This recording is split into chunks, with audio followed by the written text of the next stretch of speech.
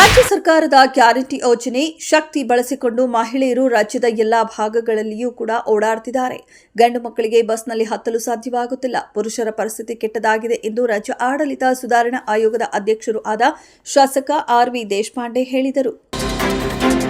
ಉಂಡಾನೆ ಸೆರೆ ಕಾರ್ಯಾಚರಣೆ ವೇಳೆ ಹುತಾತ್ಮನಾದ ದಸರಾ ಅಂಬಾರಿ ಆನೆ ಅರ್ಜುನನ ಸ್ಮಾರಕವನ್ನು ನಾಗರಹೊಳೆ ಅರಣ್ಯದ ಡಿಬಿ ಕುಪ್ಪಯ್ಯಬಳ್ಳಿ ಶಿಬಿರದಲ್ಲಿ ನಿರ್ಮಿಸಿದ್ದು, ಜೂನ್ 23ರಂದು ಅರಣ್ಯ ಸಚಿವ ಈಶ್ವರ ಖಂಡ್ರೆ ಉದ್ಘಾಟಿಸಲಿದ್ದಾರೆ. ವಸತಿ ಯೋಜನೆಯಲ್ಲಿ 2137.44 ಕೋಟಿ ಭ್ರಷ್ಟಾಚಾರ ನಡೆದಿದೆ. ಬಿಜೆಪಿ ಆಪಾದನೆ ಸುಳ್ಳಾದರೆ ಸಿಬಿಐಗೆ ವಹಿಸಿ ಸತ್ಯಾಂಶ ಬಯಲಾಗುತ್ತೆ ಎಂದು ವಿರೋಧ ಪಕ್ಷದ ನಾಯಕ ಆರ್. ಅಶೋಕ್ ಆರೋಪಿಸಿದರು. ಬಡವರ ಮನೆಗೆ ಕನ್ನ ಹಾಕಿದ ಕಾಂಗ್ರೆಸ್ನವರು ಉತ್ತರ ಕೊಡಬೇಕು. 2028ರ ವಿಧಾನಸಭಾ ಚುನಾವಣೆಗೆ ಜೆಡಿಎಸ್ ಪಕ್ಷ ಇಂದು ಮೊದಲ ಅಭ್ಯರ್ಥಿಯ ಘೋಷಣೆ ಮಾಡಿದೆ. ಕೇಂದ್ರ ಸಚಿವ ಎಚ್.ಡಿ. ಕುಮಾರಸ್ವಾಮಿ ಅವರು ಮುಂದಿನ ಚುನಾವಣೆಗೆ ಮೊದಲ ಕ್ಷೇತ್ರ ಎಚ್.ಡಿ. ಕೋಟೆ ಅಭ್ಯರ್ಥಿ ಘೋಷಣೆ ಮಾಡ್ತಾ ಇದ್ದೀವಿ ಎಂದು ಘೋಷಣೆ ಮಾಡಿದರು. ಚಿಕ್ಕಬಳ್ಳಾಪುರ, ಕೋಲಾರದ ಜನರು ನೀರಿಗಾಗಿ ಬವಣೆ ಪಡುತ್ತಿರುವುದನ್ನ ನೋಡಿದ್ರೆ ನನಗೆ ಸಹಿಸಲಾಗುತ್ತಿಲ್ಲ. ಅವರಿಗಾಗಿ ರಾಜ್ಯಸಭೆಯಲ್ಲಿ ಹೋರಾಡುತ್ತೇನೆ. ನನಗೆ ಕಾಲಿಗೆ ನೋವು ಇರಬಹುದು, ಆದರೆ ಬುದ್ಧಿಗೆ ನೋವಿಲ್ಲ. ಸಂಸತ್ತಿನಲ್ಲಿ ಹೋರಾಟ ಮಾಡೋ ಶಕ್ತಿ ನನಗೆ ಇದೆ. 17 ಜನರನ್ನ ಕೊಟ್ಟಿದ್ದೇವೆ, ಕೈ ಬಿಡಬೇಡಿ ಅಂತ ಪ್ರಧಾನಿಗಳಿಗೆ ಎಚ್.ಡಿ. ದೇವೇಗೌಡ ಮನವರಿಕೆ ಮಾಡುತ್ತೇನೆ ಎಂದರು.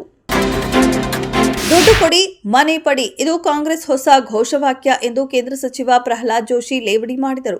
ಶಾಸಕ ಬಿಆರ್ ಪಾಟೀಲ್ ಅವರು ವಸತಿ ಇಲಾಖೆಯಲ್ಲಿ ದುಡ್ಡು ಕೊಟ್ಟವರಿಗೆ ಮಾತ್ರ ಮನೆ ಹಂಚಿಕೆ ಮಾಡಲಾಗುತ್ತಿದೆ ಎಂಬ ಹೇಳಿಕೆ ಕುರಿತಂತೆ ಶಾಸಕ ಬಿಆರ್ ಪಾಟೀಲ್, ಬಸವರಾಜ ರಾಯರೆಡ್ಡಿ ಅವರು ಸರ್ಕಾರದ ವಿರುದ್ಧ ಭ್ರಷ್ಟಾಚಾರದ ಆರೋಪ ಮಾಡಿದ್ದಾರೆ.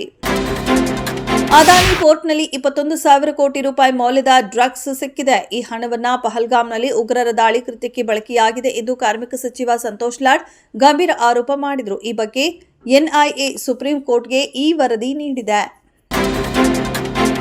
ಅಣುಸ್ಥಾವರಗಳ ಮೇಲೆ ಏರ್ ಸ್ಟ್ರೈಕ್ ಮಾಡಿದ ಅಮೆರಿಕ ಅಧ್ಯಕ್ಷ ಡೊನಾಲ್ಡ್ ಟ್ರಂಪ್ ಅವರನ್ನ ಇಸ್ರೇಲ್ ಪ್ರಧಾನಿ ಬೆಂಜಮಿನ್ ನೆತಾನ್ಯಾಹು ಕೊಂಡಾಡಿದ್ದು ಇದೊಂದು ದಿಟ್ಟ ಹೆಜ್ಜೆ ಎಂದು ಹೇಳಿದ್ದಾರೆ. ಇದು ಅತ್ಯಂತ ಯಶಸ್ವಿ ದಾಳಿಯಾಗಿದ್ದು ಅಮೆರಿಕದ ಅಧ್ಯಕ್ಷ ಡೊನಾಲ್ಡ್ ಟ್ರಂಪ್ ಅವರು ದಿಟ್ಟ ನಿರ್ಧಾರ ತೆಗೆದುಕೊಂಡಿದ್ದಾರೆ ಎಂದು ಹೇಳಿದ್ದಾರೆ.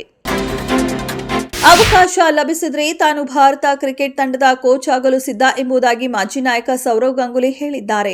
ಅವರು ಸಂದರ್ಶನವೊಂದರಲ್ಲಿ ಈ ಅಭಿಪ್ರಾಯ ವ್ಯಕ್ತಪಡಿಸಿದರು. ಕೋಚ್ ಆಗುವ ಬಗ್ಗೆ ನಾನು ಯೋಚಿಸಿದವನಲ್ಲ. ನಿವೃತ್ತಿ ಬಳಿಕ ಕ್ರಿಕೆಟ್ ಆಡಳಿತದತ್ತ ತೆರಳಿದೆ ಎಂದರು.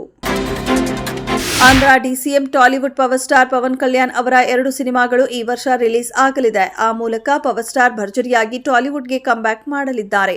ಕೋವಿಡ್ ಸಂದರ್ಭದಲ್ಲಿ ಚಿತ್ರೀಕರಣ ಆರಂಭಿಸಿದ್ದ ಹರಿಹರ ವೀರಮಲ್ಲು ಹಲವು ವಿಳಂಬದ ಬಳಿಕ ರಿಲೀಸ್ಗೆ ಸಿದ್ಧವಾಗಿತ್ತು. ಇದೇ ಜುಲೈ 24ರಂದು ಚಿತ್ರ ರಿಲೀಸ್ ಆಗಲಿದೆ. ಪವನ್ ಕಲ್ಯಾಣ್ ಸಾಮ್ರಾಟನಾಗಿ ಕಾಣಿಸಿಕೊಂಡಿದ್ದಾರೆ.